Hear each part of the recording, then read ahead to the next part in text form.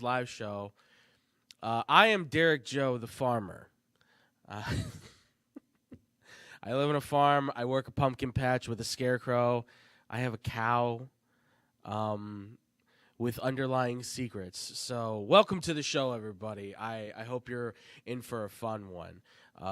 That is not by my design, by the way. That goes to my director, my producer back there, for creating apparently my alter ego simply because I said I look like somebody who lives in Iowa. So this is who I am apparently now. I am Derek Joe, who runs a pumpkin patch with a dark secret they hide in the back. So thank you for that.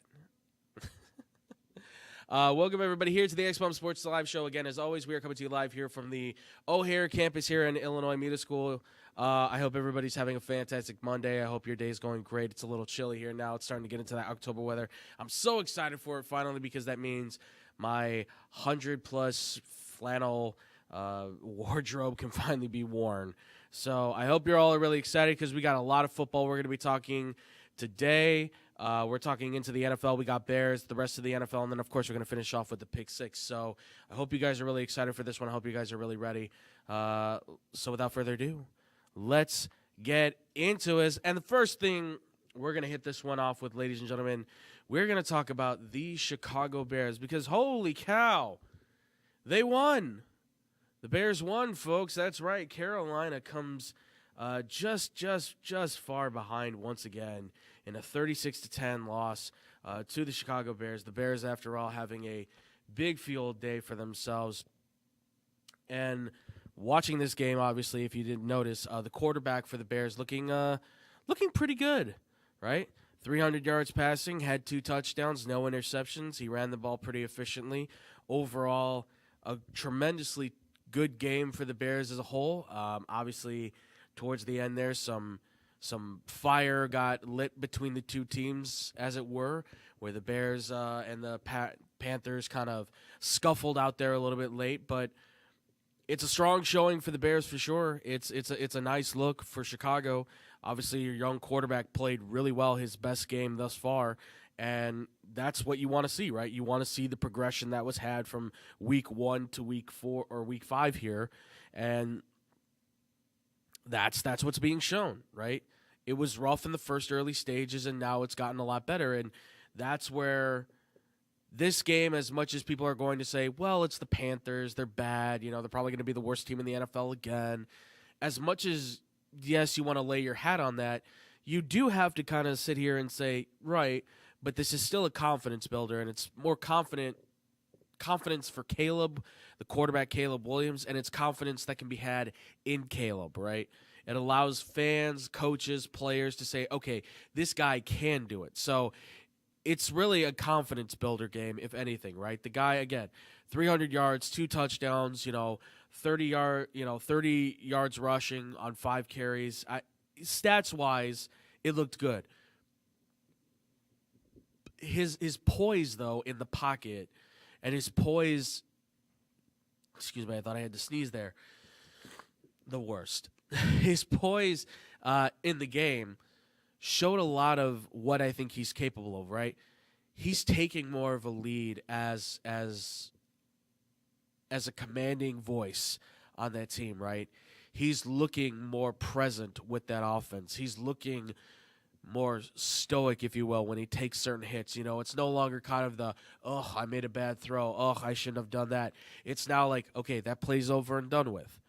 He's showing a lot more of that confidence that you need. And this is one of those things, this is one of those games where you want him to be able to have that ability, right? You want Caleb Williams to be able to have that ability to step in and say, I have the confidence to be able to play with the best. And he showed it. I truly believe that everything we just saw in this past game here is an extension of what has been building probably since his time in college. Solid arm, good accurate, well accurate. Footwork's improved greatly. The arm trajectory, all of that stuff that you see is there. The field vision is starting to carry over as well too, right? I mean, this is a guy who, by all intents and purposes, most people are going, well, you can't really count him in as a star. He's not the perfect quarterback. Nobody's saying he has to be perfect. He just has to be good enough. And he certainly has been, I think, just good enough for the Bears. But now is where you start to see, okay, the lesser teams he's playing really well against. Now, he should have played better against Tennessee, I would say. But it's his first game. He should have played better against some other teams as well. But he's a rookie. And look, I'm not trying to make full-on excuses for him by any means. There's just little things here and there that I think you have to look to and make note of and understand. Like, yeah, you know what? Caleb Williams is going to have to improve over time, but I think for what we have seen from him thus far, with this game kind of being the pinnacle moment so far in his career, right? That first, what would you say, like the first face of the mountain that you've climbed, right? There's more that you still have to reach up to, but for what we've seen thus far, I think he's done a really good job. Right? I think he's done a fantastic job. And outside of that, too, obviously, that comes with the territory of what the offense has looked like this year, right? Shane Waldron, I thought, was going to be perfectly innovative and have the offense that would fit Caleb Williams to a T. The problem seemed to be that there was no communication being had between the offense and the offensive coordinator. So frustrations are building up. There's a lot of, off-tempo stuff. There's a lot of, problems on that front. But then it seems like Shane Waldron decided to say, okay, we'll go with some faster-paced stuff. And this is where the team has seemed to turn up the tempo on offense, right? I mean, it's a game changer. It really is. Watching the Bears now run the plays faster than they ever have, probably in their history, right? It's a huge step forward for this team. Now, granted, there's more that you could still work with Caleb getting in rhythm with DJ Moore and Robert Dute. Oh, my God, I'm so sorry. And Keenan Allen and all those guys. There's a lot that goes into those, timing routes and getting the feel and getting the opportunity to work with them more. Everybody's kind of fresh in the mix on this. Still, this is game day situation. Game day, things are going to change. Not everything's going to be scripted. You have to kind of go on the fly now at times. So I understand that the movement to this more up-tempo offense, this high-powered offense that is being allowed to kind of move faster down the field, all of that stuff is, I think, helping to create more opportunities for Caleb to throw better balls, to get to get the ball to the open guy, right? To move down the field more efficiently than he has in the past. A lot more with this more basic offense where they're moving kind of on the slower side, kind of going on a, 1, 2, 3. They're moving at a slower pace. They're allowing the other team to kind of settle, get themselves ready, look at the formation, do all that stuff. When you're going faster on the offense, you're keeping the defense off tilt, right? They have no chance to set their feet. They have no opportunity to be able to kind of provide a look that they think will complement. Now you keep them off balance. Speaking as somebody who played football, again, not at the highest level, but somebody who played football, one of the best things you can do for winning a game is to get the other team to overthink. You get them to overthink, you're going to beat them. Football players do have to think. I know it's a common theme to say, dumb football player don't need brain. No, that's stupid, okay? You need to be able to think. You need to be able to use your brain, and that's important in the NFL. That's important stuff to see. And for Caleb and for this offense, it's helping them, I think, tremendously. Carolina is not the greatest team in the world, of course not. But they still have some playmakers on that side of the ball, and you have to acknowledge the fact that, yeah, those guys can still get after this Bears team because they're not perfect. The offensive line is still a problem. The receivers are not always at their healthiest, right? The running game is not always at their best, but over the last couple weeks now, they've made major improvements that have seen this team take major strides.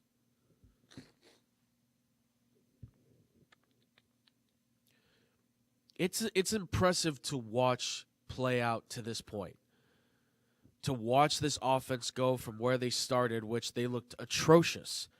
In those first 3 weeks, they looked bad. But now we're here at week 5. They've made incredible improvements. They've gone the extra mile. They've gone the extra length. I'm impressed. I'm thoroughly impressed.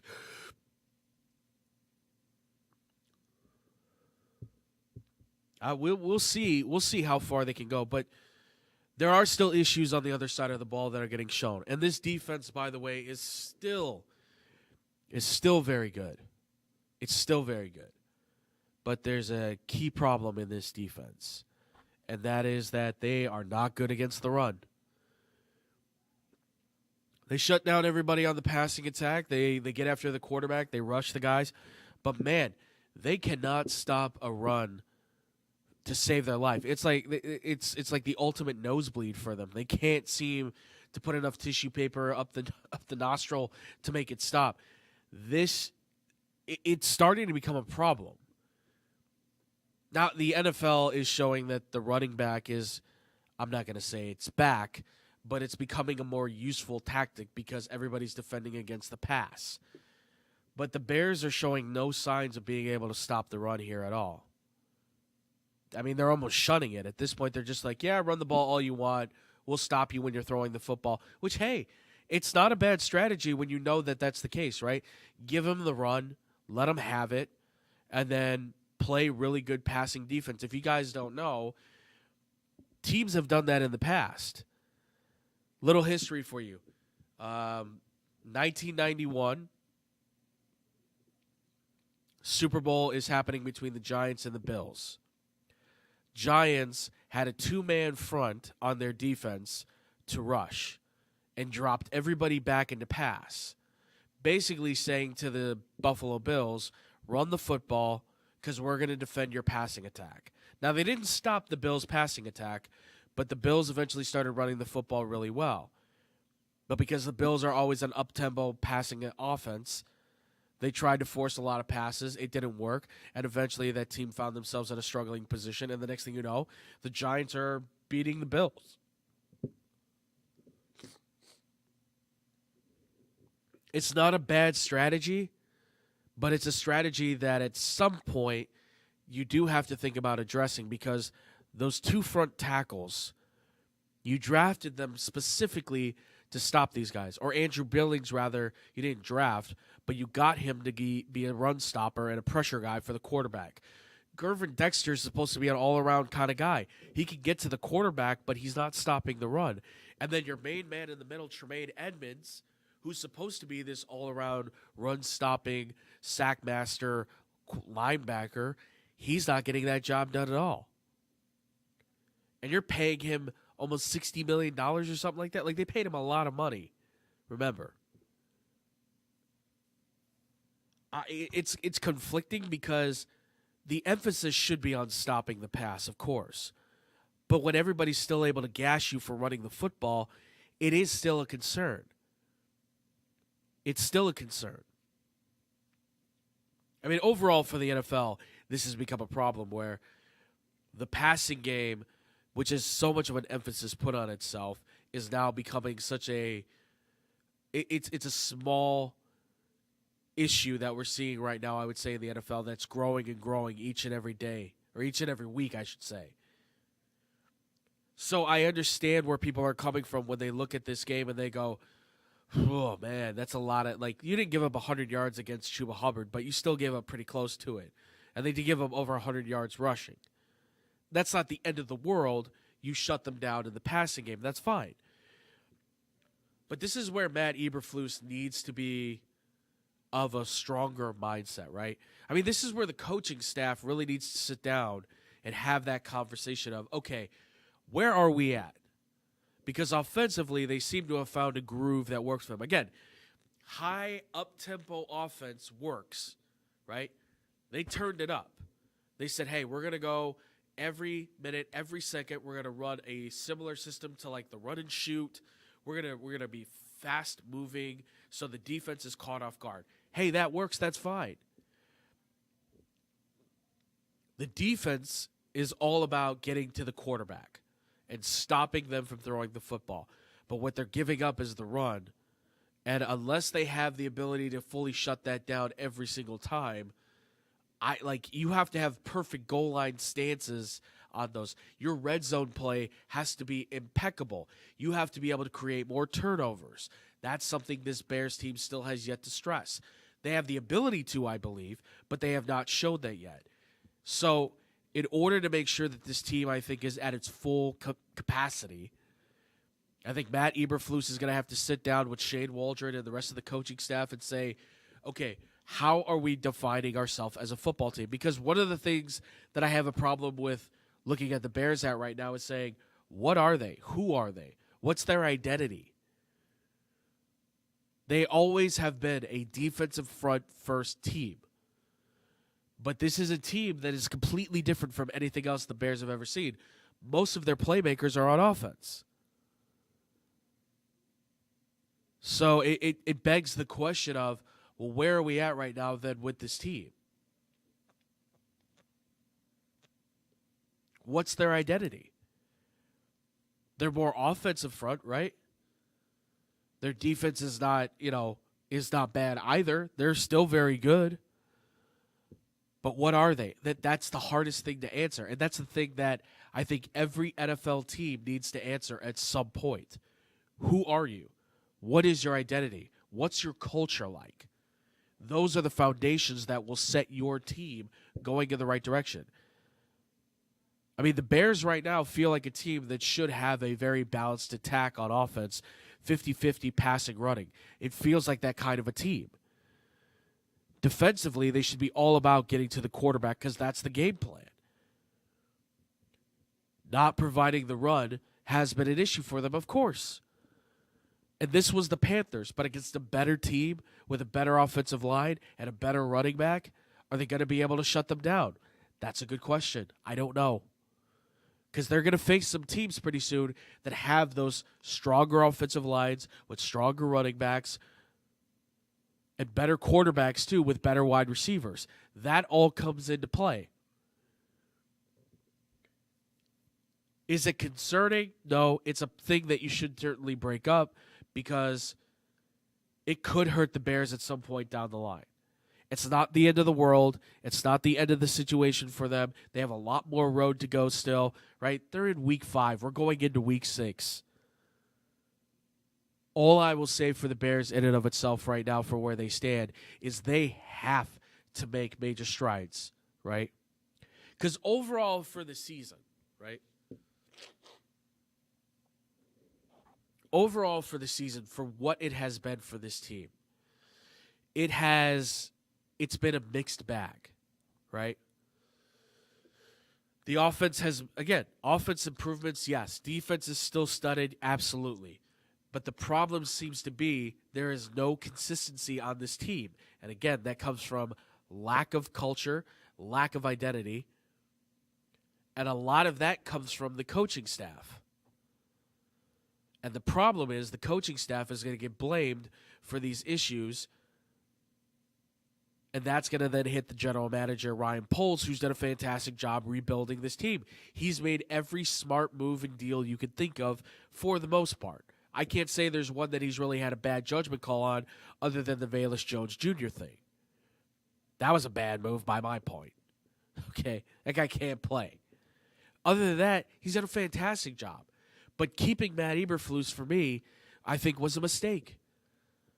Hiring an offensive-minded guru, hiring a guy who is, more balanced on the side of the ball that seemed to be getting stronger, to me, felt like the better option.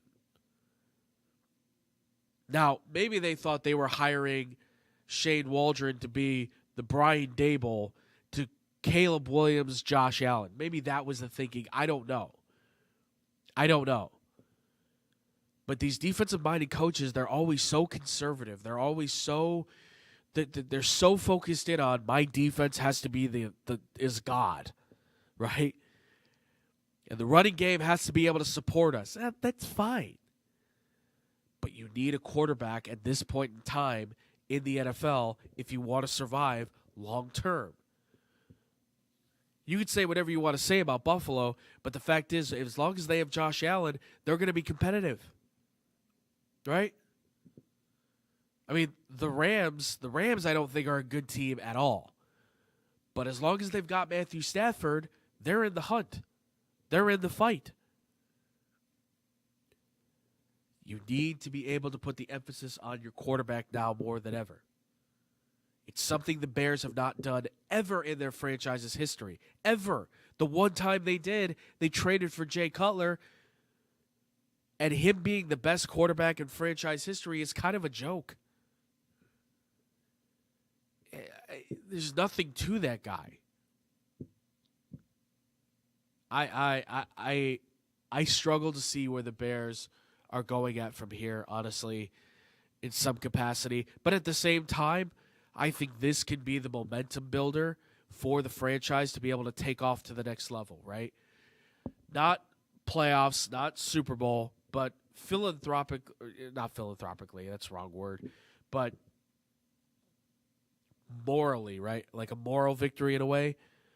They will make the next step. Basically, quarterback progresses, offense looks better, defense shapes themselves up. I mean, this is not going to be a hard test coming up for the Bears here soon. They got a string of games that they should be able to be competitive in and possibly win. So we should see major improvements, I would say, over this. I mean, the fact that 3-2 is pretty impressive. It's just worth the note. That's all I'm saying. But that's going to do it for the Bears here, ladies and gentlemen. Obviously, comment down below. Let us know what you guys think about it. We want to hear from you guys. What do you think about Caleb Williams and the Bears after this game against the Panthers? Do you think it's enough momentum to carry them for the rest of the season? Do you think they're on the uptick? Do you see them having more struggles down the line? What do you need to see more improvements on from this Bears team? Obviously, comment down below. Let us know. We want to hear from you guys as always. And when we come back from the break, we're talking about the rest of the NFL season because, my goodness, there have been big, big moments happening in the NFL. We're going to be covering all the big stories that have been hitting thus far coming up next here on the X-Bomb Sports Live Show.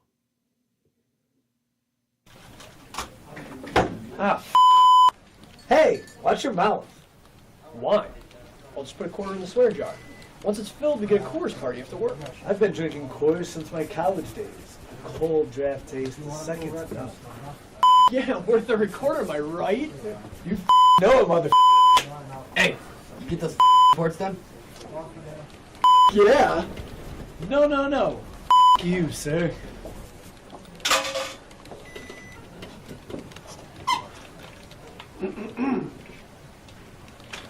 Attention, employees. The staff meeting, scheduled for this evening, will now be held tomorrow early as Who's all?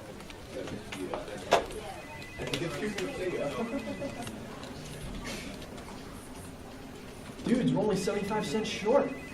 Oh, shh. Boss. Hey, sir. Go yourself. You're fired!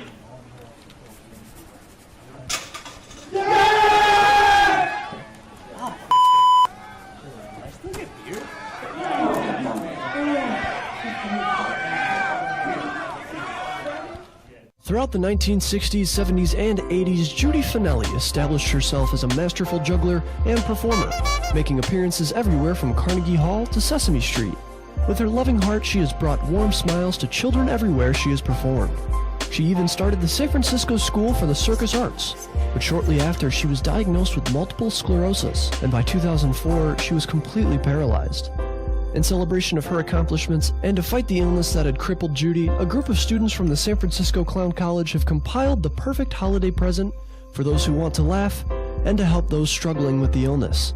The goal has been set at $1 million raised, with 100% of any dollar made to be donated to the Judy Finelli Fund, which is helping find a cure to multiple sclerosis.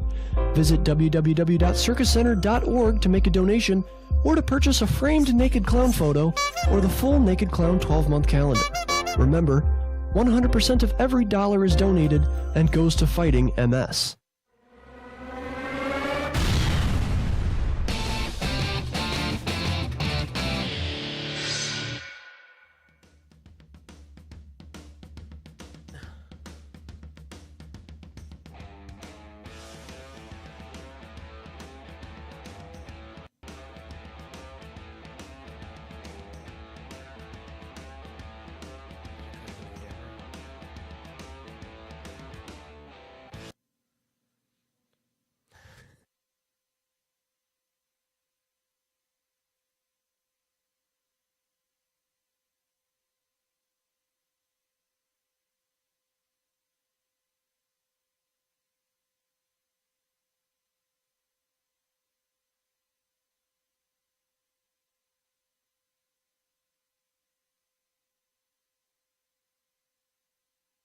game.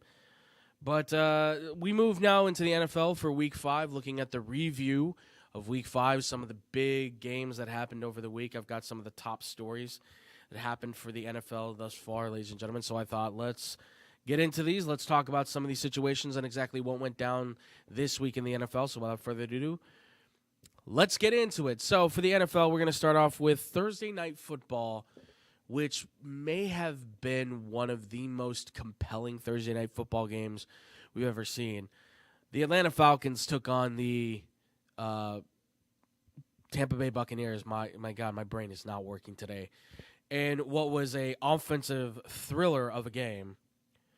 And shockingly enough, Atlanta and Tampa Bay went back and forth all the way into the wee moments of it right to the very end. And sure enough, Kirk Cousins comes in with a very clutch performance, setting the record for the Atlanta Falcons, 509 passing yards in the game for the Bucs and a win, 36-30 again. I don't think anybody saw that one coming necessarily. I don't think anybody would have, because to that point, Kirk Cousins had really looked very average, and the Bucs had been a very stout team to this point in time. A lot of people thought this was going to be very lopsided in some ways. Some thought it might be competitive, but the Tampa would still come out on top. But this to me, it was a surprise. It was a true surprise. I didn't think Kirk Cousins was going to have this kind of a game, but Tampa's secondary has just shown how bad it is. I mean, Darnell Mooney looked like his old self. As we pointed out last week on Blow the Whistle, you saw the moments where you went, man, this guy is a highlight machine. This guy is talented. And then you had those moments where you went, all right, there's the Darnell Mooney who drops an open pass in the field. It's a game that shows that Kirk Cousins still has something left in the tank, I think. What that is exactly, I think, is still going to be up for discussion, of course. Because, look, when you look at a guy like Kirk Cousins who's 35, going to be 36 years old, right? And you say to yourself, okay, he's had the Achilles injury. Is he going to be the same guy? Can he play at the same level? Is he going to be somebody who can, continue to take the strides that he's taken in the past, right? Play at the level that you expect him to, because he's a star-studded individual who has put up a lot of gaudy numbers over his career in Washington and Minnesota. I mean, last year, if he doesn't hurt his Achilles, he's possibly setting the passing record at like 6,000 yards. Like, that's how good he was last year. So downplaying him to this year, where new coach, new offense, new team, new wide receivers, like, you got to get a whole new feel for this organization. Not only that, but now you have the pressure of a young quarterback sitting behind you who's like, hey, I would like to play, because he was a high draft pick. We were there on draft night watching the Atlanta Falcons take the pick and then seeing David go, God, and then just ran off the stage, right? I mean, it's a weird dynamic to have that, yet if it works out for Atlanta in the long run, of course, it's all worth it. And that's what I think they're banking on, that Kirk Cousins, for the first couple of years here, he will be kind of that beneficial veteran quarterback for a guy like Michael Penix Jr. to learn behind and allow Atlanta to stay competitive and stay on the top level, right? That's what I believe that Atlanta was looking at when they signed Kirk Cousins. You can be a mentor to the young quarterback, and you keep us competitive and keep us in the march, and you'll be there for us when we need you to, because they didn't want to just take the drop-off. And I'm not saying Penix Jr. would have been the drop-off, but I think like a lot of these rookies, he would have his struggles, right? He throws a great ball. The offensive line is fantastic, but the receivers are kind of mid right now. The defense is kind of They've gotten better. Certainly they've gotten better. But they still have a lot more work to do, and it's a first-year coach. Well, not a first-year head coach, but Raheem Morris is in his first year with Atlanta. New offensive coordinator, new coaching staff. Penix Jr. gets thrown in there, and from the get-go, they're like, you're the starting quarterback. That's a lot of pressure to put on a young man. So kudos to Kirk Cousins. I like exactly what he's been able to do. I think that I think Atlanta's in a good spot right now. They're not in the best place, but they're in a good enough spot where they might be able to challenge for a wild card berth potentially. It's just going to be very tough because that AFC South plays really well against each other, and they're very competitive, right? Panthers, yeah, they look bad against Chicago, but they've looked better before, of course. You're going to see a lot more, I think, come from the Saints. And Tampa Bay has been highly competitive with them as well. You just saw it in this past Thursday night game. So expect more from the Atlanta Falcons. I would say yes, but don't go too high a level if you're a Falcons fan. All right, let's move into the next story, because this was interesting. So if you don't know, the NFL oftentimes now goes overseas to jolly old London. I'm not doing an accent. They go over to London, they play a game, and a lot of times we're always very excited for it, right? Get to wake up, have breakfast, and watch football. What's wrong with that? This was Minnesota, the Vikings, taking on the New York Jets. Sam Darnold, the starting quarterback, former starter for the Jets, taking on the guy that I would say really is replacing Sam Darnold, because Zach Wilson was just kind of a blip on the radar as far as trying to be a starter, in Aaron Rodgers, right? The Jets are struggling. The Vikings are arguably the top team in the NFL. And we watch this London game, you watch this game over and over, and you just go, my God, the Jets are terrible. They're terrible.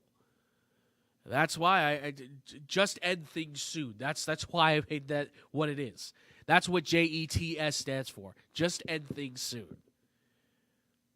It's another bad year for the Jets. They can't figure it out. They can't find momentum. They have nobody leading them. There's no one driving the train. There's no one driving the bus. It's bad. It's terrible. It's looking worse and worse each time.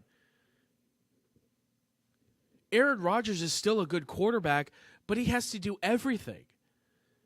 And at 41 years old, you're expecting this guy to carry a franchise? You put all your eggs in one basket. You gave him all the power. You said, yeah, give him the offensive coordinator and Nathaniel Hackett. Give him Alan Lazard. Give him Randall Cobb. Give him Tim Boyle. Give him all the guys that he's asking for. He wants his buddies there. He wants his friends there. He wants to hang out with his dudes. Hey, I do too. But there's certain friends that I know are going to be there that are good for business, and there are certain friends that I know that are not always going to be good for business. And many of those, I will say full-handedly, I've cut out of my life. Bad for business, both life-wise and business-wise, gone.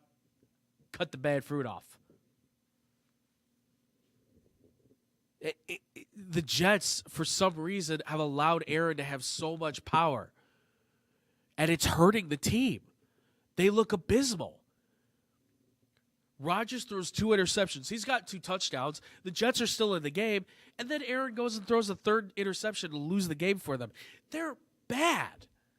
They're bad. Mike Williams is not the answer as a wide receiver. Their running game, I don't know why they don't go to that more often. Robert Saleh seems to refuse to want to run the football.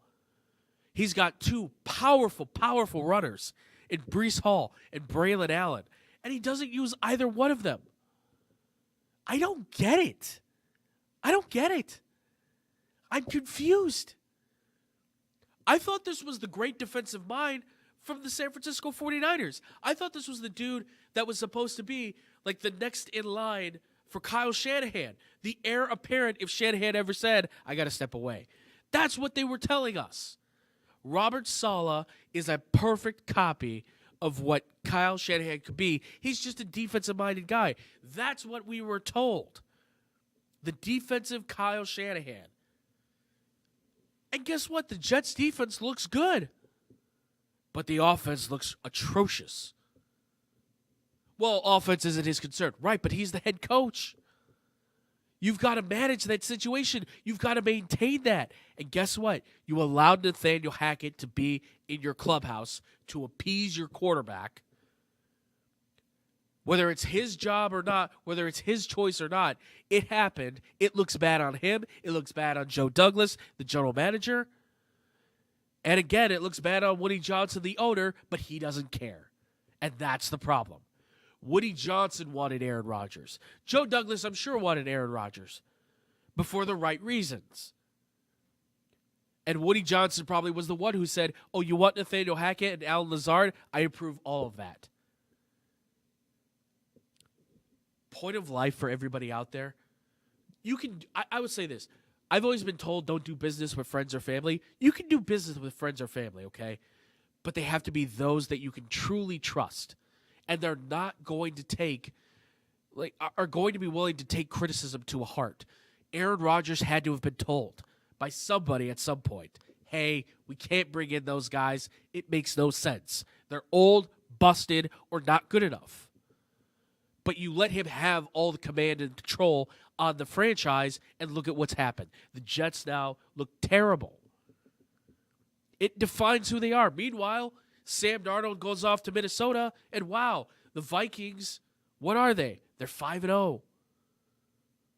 Darnold didn't even play that great a game. The Vikings had to pick him up. He's 5-0. And it shows maybe, just maybe the Jets are the problem. Maybe the Jets are the issue, not the quarterbacks. We'll see with Zach Wilson. I'm interested to see if he ever does play in Denver, what he looks like with Sean Payton. Food for thought for the New York Jets fans. I wouldn't be a fan of theirs. I don't know why you are. Pick another team. All right. So if I'm going to be critical of one team, I got to be critical of another. And that would be the Cincinnati Bengals, right? This past week, the Bengals played arguably the best NFL game we've seen so far this week. And I'm not being braggadocious. It was the best NFL game we have seen so far this year. Bengals lose 41-38 to the Baltimore Ravens. And they looked fantastic on offense, but they stumble and they bumble all the way on offense to allow the Baltimore Ravens back in the game when they had a 10-point lead in the third quarter. They let the Ravens get back, tie the game, and then the Ravens end up having Derrick Henry run the football, get a great first down, good field goal position, kick the field goal, win the game. So now the Bengals are in a weird spot, right? Offense looks fantastic, defense looks trash. It's the only way I could put it. They're 1-4. They lost a major conference game here, right? I mean, these are the Ravens. These are their arch rivals right now. The team that they, I think, have to worry about more than anything. I have my suspicions on Pittsburgh still. But this is the team that they are trying to beat to win the conference or win the division. And the conference, I would say, too, right? It's the Ravens, the Chiefs, and the Bengals really kind of competing for the AFC. More so than anything, I would say, in terms of what's on the sheet. Stats-wise, numbers-wise, win-wise, of course, it could be a different story, absolutely. But this is a Bengals team that should be championship caliber. But then you hear from Joe Burrow, and I love him kind of saying this in the press conference, because I don't think he's saying it to get angry at anybody.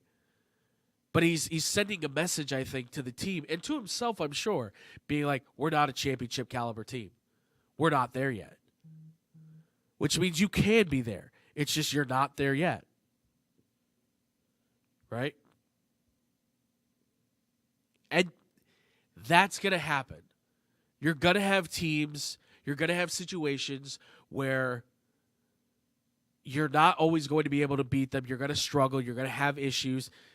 This is just not a good sign. And I love the fact that you've got a quarterback who's, I think, emboldened enough and embedded in that franchise enough to be able to say, hey, look, guys, I'm not going to say anybody personally, but we're struggling on both sides of the ball. Offensively, though, they look fantastic, but it hurts the whole team but the whole team is hurt when the defense isn't playing to their level.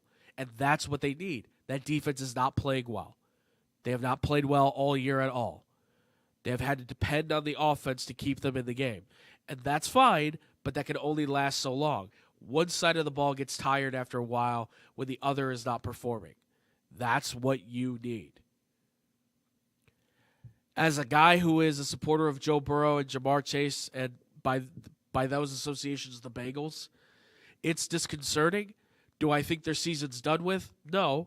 They could bounce back, but it's very hard at 1-4 to come back from this. Granted, the Jaguars did it, and they won a playoff game, right? And the Jaguars looked pretty good this week. Again, weak team, but still, they looked good. So there's always an ability for you to be able to bounce back. Again, you carry the right momentum, you get the right people underneath your wings, you get the right people trusting in you, you absolutely can go in the right direction. It just doesn't look good, of course, because this is the Baltimore Ravens. This is your main competition more than anything that you have to be able to beat. So it's a tough look. But I still sit here fairly confident to say I think Cincinnati's going to be okay. I think they'll be all right. I think they'll be just fine. But it may take a while for them to finally gain momentum, and by that point, it could be too late, and you might have to write the season off and say, well, we have to start from scratch again, which is bad because you got one wide receiver who wants a new contract. You got another wide receiver who wants a new contract. Both of them are extremely talented. Both of them just played very good this week, and you have to make a decision on, I think, which one you're going to keep, or if there's a way that you can keep them both, who is getting the axe then on the salary cap. And the last story we're going to talk about, this is going to be as brief as I can for this one. As much as I can. I watched this week and I was watching Washington versus Cleveland, right? These two teams who, I thought it would be pretty competitive because Cleveland's got a great defense. Washington's got a good offense. They'll wash each other out as offense and defense goes, vice versa, right, for both teams. I thought it would be this was not a competitive game at all. Washington obliterates Cleveland. And I sat there and I thought about it and I said, you know what? This reminds me of the book Tale of Two Cities. Great book, by the way. I'm sure everybody's probably read it like middle school, high school, probably. I'm assuming. Solid book.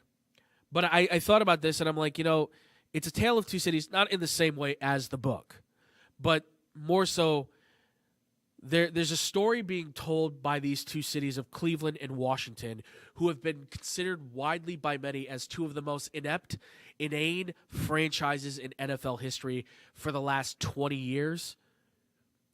Like Cleveland was the Browns, but this is no longer your Cleveland Browns that your grandfather and father knew. Those are the Baltimore Ravens that moved in 95. This is the Cleveland Browns team that came around in 1999. They've been horrendous ever since as an expansion franchise. Washington has been here for almost like 100 years now, over 100 years. They've been around forever. They're terrible, right? They were terrible for so long with bits and pieces in between where they were actually really good. And then you hit this moment here. This moment in the franchise's history where they play each other. One has a young quarterback in Jaden Daniels. I love the kid.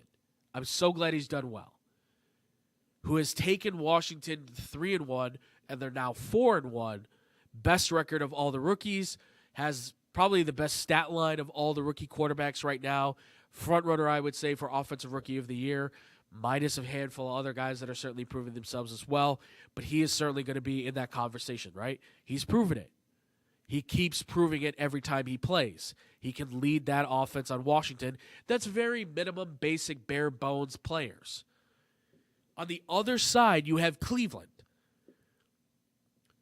They have a quarterback with now a very checkered past, a very checkered present as well, but is getting paid the most by any, or not the most, but one of the most, fully guaranteed contract, $230 million, and a roster full of star-studded Pro Bowlers on offense and defense. They lost by over 20 points. What does that say about the two franchises? To me, it's the quarterback play that's defining these two franchises' cultures. And when I say quarterback play, it doesn't just even mean on the field. And also, I'm going to say it refers to off the field because you have to. Deshaun Watson was a star in Houston.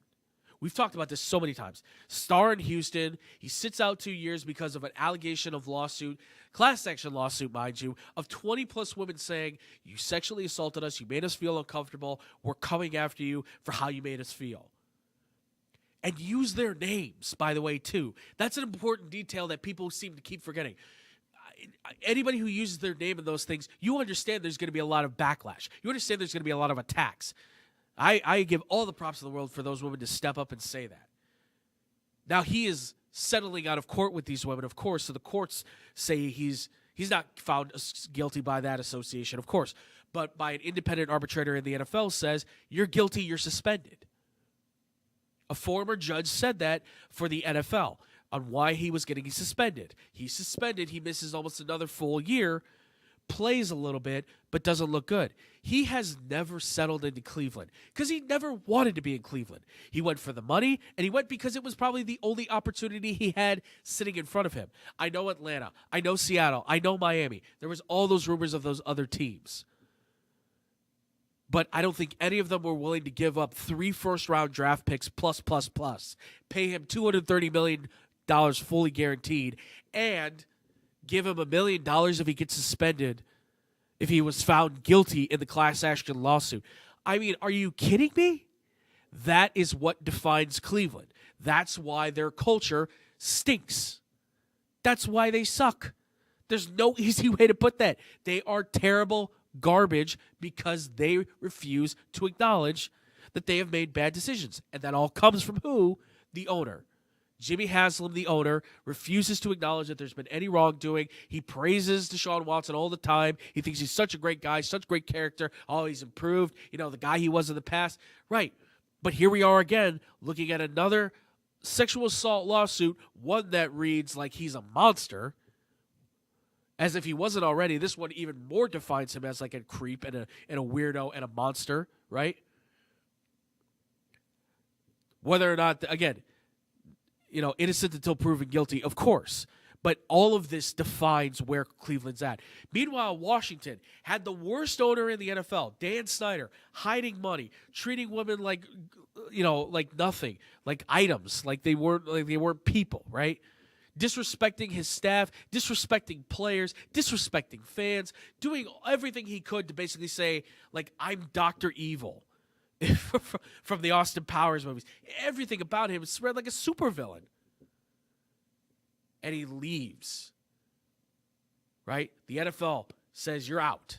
Sell the team. You're done. He sells the team. He makes his billions. He's off and away. Harris, the new owner, comes in with, you know, the face being Magic Johnson, of course, but they bring in a new culture, new identity, young quarterback, good, an NFL coach who knows how to bring identity and culture to a team, right? They bring in an offensive coordinator who can work with that quarterback. Jaden Daniels defines what Washington looks like they're going to be. He's everything I think that RG3 was supposed to be, but more so.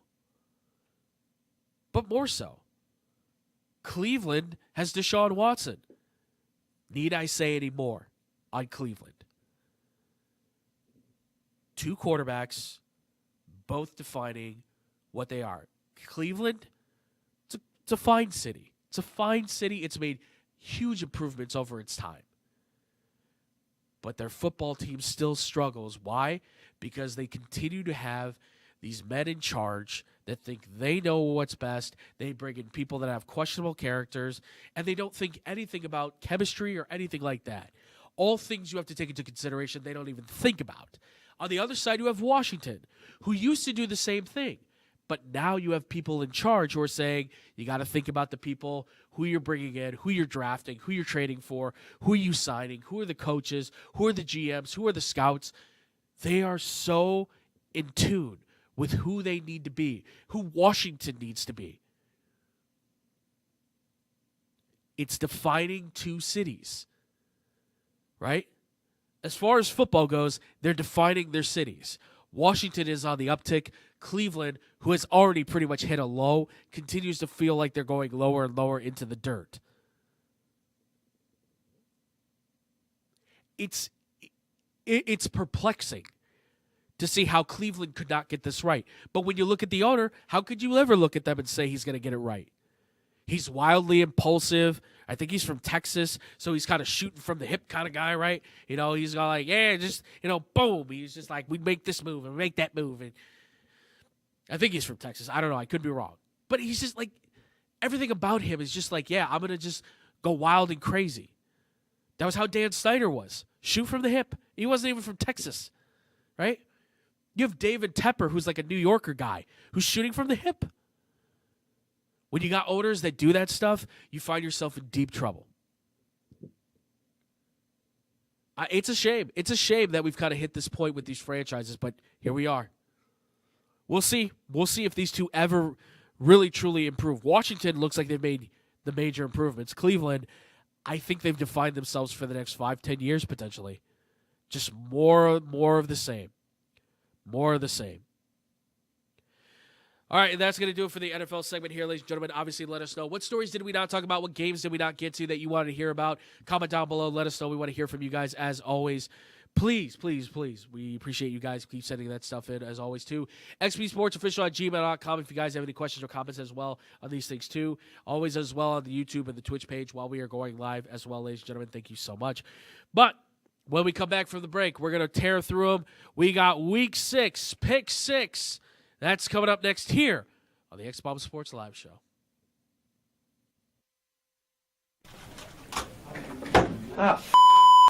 Hey, watch your mouth. Why? I'll just put a quarter in the swear jar. Once it's filled, we get a Coors party after work. I've been drinking Coors since my college days. The cold draft taste is second to none. Yeah, worth every quarter, am I right? You know it, mother. Hey, you get those reports done? Yeah. No. You, sir.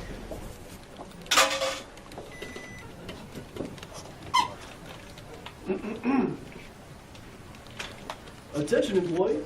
The staff meeting, scheduled for this evening, will now be held tomorrow early as Who's all?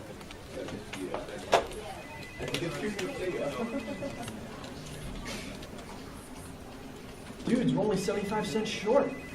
Oh, shh. Boss. Hey, sir. Go yourself. You're fired!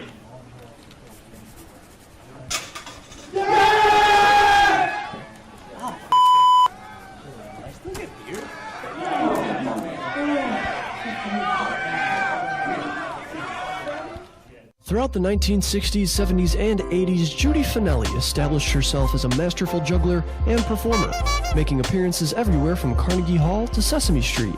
With her loving heart, she has brought warm smiles to children everywhere she has performed. She even started the San Francisco School for the Circus Arts, but shortly after, she was diagnosed with multiple sclerosis, and by 2004, she was completely paralyzed. In celebration of her accomplishments, and to fight the illness that had crippled Judy, a group of students from the San Francisco Clown College have compiled the perfect holiday present for those who want to laugh and to help those struggling with the illness. The goal has been set at $1 million raised, with 100% of any dollar made to be donated to the Judy Finelli Fund, which is helping find a cure to multiple sclerosis. Visit www.circuscenter.org to make a donation, or to purchase a framed naked clown photo or the full Naked Clown 12-month calendar. Remember, 100% of every dollar is donated and goes to fighting MS.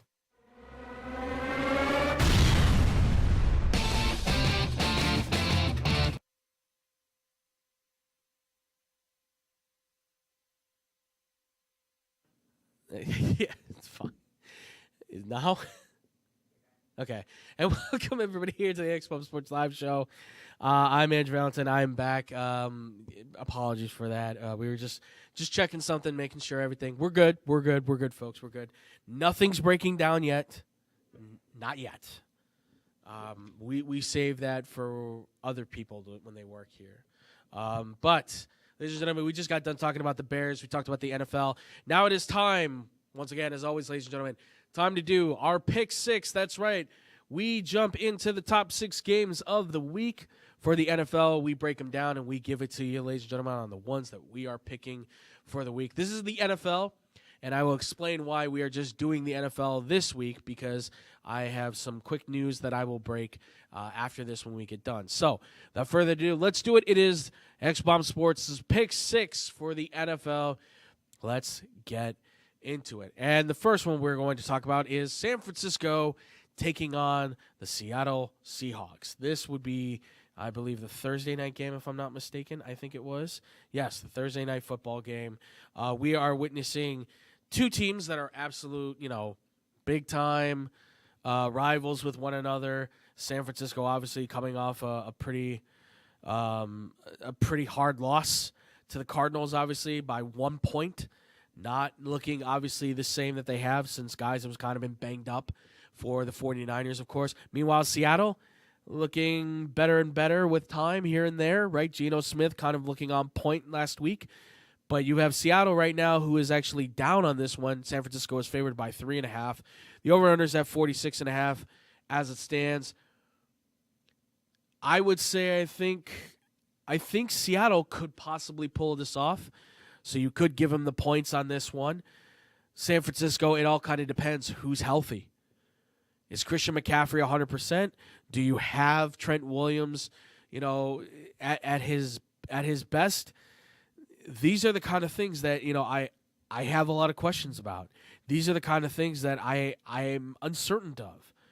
Brock Purdy is right now in that position where, because of the fact that I think he's being asked to do so much, he's not able to be the best player, right? I mean, is Christian – you don't have your number one running back. You don't have your top tackle. You're missing pieces. And he was supposed to be so accurate, so good, so all this, so all that. But I'm looking at it more and more and going, yeah, average quarterback looking, more and more so the part. You got to ask yourself right now, too, well, do you pay him? I mean, it's tough, right? That's a tough call. Do you pay him? And they got to figure that out. So I would say I think Seattle could pull this one off. I think they are good enough to be able to do it. They have everyone back, I think, for the most part, at full strength, minus like a few guys. But for the most part, everybody's questionable, really, for this team. Nobody's really hurt. They just have guys that are questionable. So I like Seattle in this game. I would say this hits the under. But I like Seattle winning this game against San Francisco. I'd say by a full touchdown, maybe. I'm not confident in San Francisco at all. All right, next, we've got the Arizona Cardinals taking on the Green Bay Packers. So Arizona is going into Green Bay. It's starting to get a little colder, so the Packers should have somewhat of an advantage, I would say. I don't remember if it's supposed to rain or not. But Arizona right now, though, they look like they've stepped up their game. Green Bay favored by 5.5. Over-unders at 49.5. Again, I might take the upset on this, and I might go Arizona. Their high-powered offense has been clicking right now. Kyler Murray's been looking better with his passing game. He's got a favorite target now in Marvin Harrison Jr. Greg Dortch has actually done some really good work for them as well, too. They are finding ways to get it done. And, of course, James Conner has kind of had a little bit of a resurgence here in his career, so I like it. I like the direction the Cardinals are going in. Green Bay, meanwhile, I still think, Jordan Love is good, but you haven't really established your ground game still with, Jacobs. There's a lot of issues, I think, with their receiving core right now as far as who's healthy and who's ready, like who's actually here to play, So I think there's a lot more questions with Green Bay that still need to be answered. So I like Arizona in this. I know that Arizona just got their second win, but I think it's enough momentum. Hey, you just beat one of your divisional rivals. Time to be able to go into Green Bay and maybe be able to beat them too. I like it. I like it a lot. Green Bay's defense will be tough, but I do like the Cardinals like this.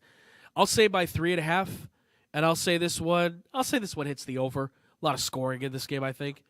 The next game we got, it's Washington at Baltimore. This might be game of the week, right? Baltimore, big win against the Cincinnati Bengals after a great game for Lamar. He's been playing very well so far this year, for the most part, mind you. Derrick Henry has had a resurgence in his own career. Washington, mind you, though, You can't count him out. Jaden Daniels, we just talked about him, defining a generation for the Washington Commanders, putting the Commanders in a position where they may now win the division outright, no competition whatsoever, right? Their only problems are run game is a little bit stagnant. They need to find a really strong runner, get some guys healthy, and they need to find a clear-cut number 2 wide receiver. That's something they're struggling with. Terry McLaurin's still a solid wide receiver, but they need to find another number 2. But if you're asking me, 6.5-point favorite to Baltimore, over-unders at 51.5, I would maybe say Baltimore by the full touchdown. Washington stays in to compete. And I think this hits the under. I think it hits the under. I don't know if these two teams absolutely find a way to just go back and forth like we saw last week with Baltimore and Cincinnati. Might be a little bit of a different story where the offenses have some moments where they kind of get stuck in the mud, if you will. So that's where I'm at. Baltimore by a full touchdown. I might even say by only 6, but I would say this one definitely hits the under. It feels like an under game for me. All right, next. I don't know how to feel about this one, but it's Los Angeles, the Chargers, taking on the Denver Broncos, right? Both teams do not look great. I don't know where the Chargers are at with Justin Herbert. If he plays, this is probably more of a blowout. The Chargers are favored by 2.5, but the over-under is at 36.5. I don't have as much confidence in Bo Nix as I thought I did, so I'm out on him right now. I like the Chargers. I like Jim Harbaugh. I like what he's done there. I think the Harbaugh and the Chargers can pull this off. I'm going to say by 4.5. Let's go 4.5, somewhere between 4 and 5. 4.5 on this one. Chargers find a way to be able to get the win. Denver, yeah, they've looked okay. They got the win last week, but I'm not fairly confident that Denver's going to have consistency enough on offense or defense to be able to play well enough to beat the Chargers. Again, Herbert's got to play. And if Herbert doesn't play, it's a totally different story. So I like the Chargers than this one. I would say, though, I think this hits the over. 36.5 seems low. Seems low, but who knows? Could be wrong. All right, next. Detroit at Dallas. This could also be one of the best games of the week as well. Detroit right now, they are sitting at 3.5. The over-under, believe it or not, is at 52.5. As it stands right now, Detroit, they've looked good, but Dallas still looks like a better team. They look like a better team. They played really well against the Steelers there. Guys stepped up big on that defense when they needed to, and I like seeing that. I like that look. Dak, yeah, he threw picks, but he still looked confident. He still looked calm. He still looked like he had it in the moment, even though you had CeeDee Lamb, who looked like he was getting really upset. I like the look that the Dallas Cowboys are giving. I like CeeDee Lamb and Dak Prescott more than I would say I like Jared Goff and Amon-Ra St. Brown right now at the time. I understand the Lions have the better running attack, so if they can control the clock, I think they have a chance. I would say the Dallas Cowboys should win this one. I'm going to say maybe by a full 6 points, maybe go 5.5 if you want to give it more of the low side. The over-under, I feel like, will probably be under. 52 feels like a lot, but Dallas has found a way to be able to score a lot of points at times, and Detroit's defense, for whatever reason, is having problems along with their offense. They're finding issues, even though they're still 3-1. They're finding issues within their offense and defense, okay? So I like Dallas in this one. I think it hits the under. It's nothing like I like the Cowboys. It's just I like them better than I like Detroit right now. And finally, this is the last game I had picked because it's the last game that I could really find that I felt was like worth something on this. Buffalo at the Jets. Buffalo's favored by 3. The over-under is at 41.5. I'm going to take Buffalo, even though I know they looked bad this past weekend. But I still like Josh Allen over Aaron Rodgers. Aaron Rodgers feels like a frustrated mindset of a guy who doesn't want to be in New York, went there for the advertising, went there for the momentum, went there to say, I can maybe prove it. Maybe even went there to say I can be like Brett Favre. I don't know. But Josh Allen is in Buffalo. That's his place. That hits his town. He's going into New York. He's been there before. He's beat them before. I like Josh Allen a lot better. He's a playmaker. He's a guy that can get things done. That Jets defense is going to have to be on point. But if anybody can get it done, he's the guy. And guess what? Keon Coleman showed up for the Bills. He looked good. He got a touchdown. Buffalo is starting to integrate more into their offense, and I think that's important. So I like Buffalo in this one. I'm going to say Buffalo by maybe a full 2 touchdowns.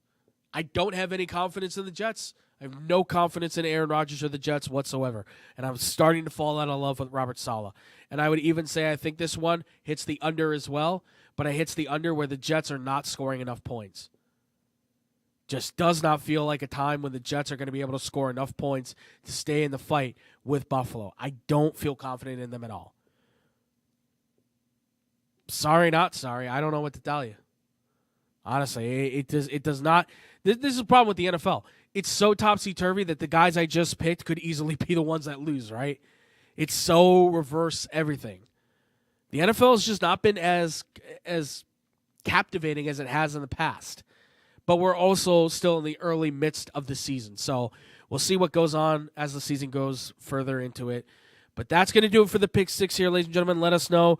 What do you think about these picks? Who wins, who loses? Please gamble responsibly. Don't blame us if you lose money. Please send us money if we do win money. Only joking. And that's going to do it for the show, ladies and gentlemen. Thank you all so much for listening and watching, as always. We appreciate you guys. Obviously, if you want to catch us at any time, any place, any situation, you can always find us on the YouTube and the Twitch side as well. That is youtube.com/xbombsports. We are going live and streaming every Monday. At roughly around 10 to 11-ish.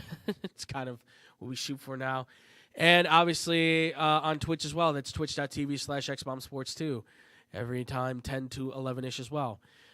Which comes with the news that I will announce here right now.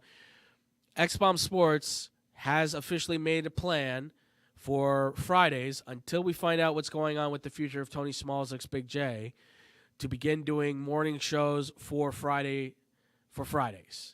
That is the plan. So we are coming back with the 2-show duo. Obviously, when we can. I know scheduling for myself and my wonderful director back there is sometimes tough, but hopefully we are capable of doing so. I know I certainly will be. I'm hoping she will be more often than not. That job stinks, but, both of our jobs stink. But that is the plan, for us to be able to go live on Fridays early in the morning, get a show out. That leads into Bad Karma Wrestling, which then leads into Blow the Whistle, which we have now switched from Wednesdays going into Fridays now. So we have TV, radio, back to back, essentially, for you guys to be able to listen to. So we're on all Friday for you guys if you want to listen to us and all our ridiculous thoughts and ideas about sports and everything, from football to wrestling to basketball to baseball, all the stuff we're going to go through. So, but I want to make that announcement, so catch us now also on Fridays as well. Again, that is the plan, to be as consistent as we can be with Fridays. And we appreciate you guys always, of course, too. Follow us as well on the social medias at XBomb Sports on Instagram and Twitter. And if you guys want to check us out anymore for any questions or comments, xbsportsofficial@gmail.com. We've been getting your comments and questions, guys. We appreciate it. We love you guys. We thank you guys so much for all that as well. If you guys want to follow me anymore, I'm at TheFuffyGuru on Twitter. I'm at Boom Crew Captain on Instagram as well. I'm also at Boom Crew Captain on Snapchat as well, too, because I'm starting to push that, too. Which, for those that don't know, I'm fine. I know past weekend I put something out there. I'm fine. I'm okay. You can go check that. Well, it's probably gone by now, but I'm not going to talk about that here. Maybe on the Aftershock podcast, which I'm still putting plans together for at some point for us to do, where myself, my director, producer, and a bunch of us can just sit around and shoot the stuff about regular life, things like that, what's going on with us, what's going on with life, all that kind of stuff. That's the plan. That is the plan for that. But also, too, guys, Bad Karma Wrestling every Friday. Check them out at 11:30 p.m. Central Time. They're going live talking about wrestling. David Double D Dykstra, No Gimmicks Nick Johnston, talking everything in the wrestling world, from WWE, AEW, sometimes hitting the wrestling independents, the New Japan, all that good stuff. Wrestling world is starting to really build momentum, guys. Highly recommend you guys go check it out.